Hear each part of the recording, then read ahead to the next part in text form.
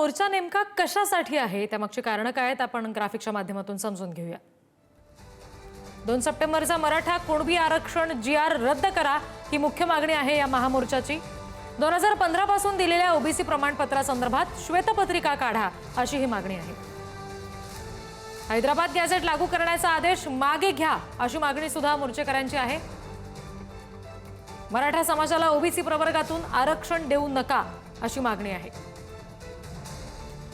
मराठा समाजाला स्वतंत्र आरक्षण द्या असं मोर्चा काढणाऱ्यांचं म्हणणं आहे। सरकारनं शोधलेल्या 58 लाख मराठा कुणबी नोंदी तत्काळ रद्द करा अशी ही मागणी केली गेली आहे। न्यायमूर्ती शिंदे समिती बरखास्त करण्याची मागणी सुद्धा मोर्चेकऱ्यांकडून केली गेलेली आहे।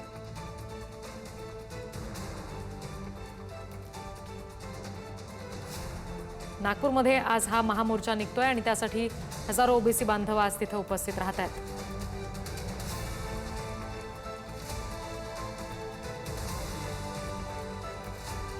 इथे दृश्य आपण बघतोय, सगळे मोर्चेकरी आता इथं जमलेले आहेत। आणखीही काही जण इथे येतील, हजारोंची संख्या आहे। घोषणाबाजी करत, हातात फलक घेत, झेंडे घेत ओबीसींचा हा महामोर्चा, महाएल्गार आता सुरू झालेला आहे। मराठा GR चा विरोध करणारा तातडीनं या सगळ्या संदर्भात निर्णय घेतले जावेत अशी मागणी करणारा हा मोर्चा आहे।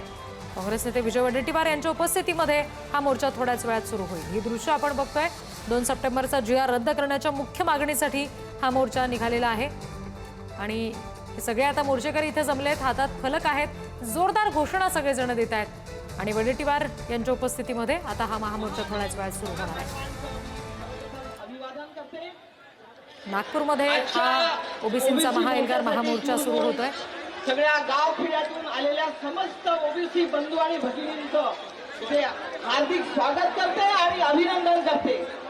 आजचा हा मोर्चा आपल्या सर्वांना माहित आहे की जो या मोर्चासाठी जो आपला जो काळा GR काढण्यात आला आणि इथे जे घुसखोरी चालू आहे, खऱ्या अर्थाने ओबीसीचा 1931 मध्ये जनगणना झाली।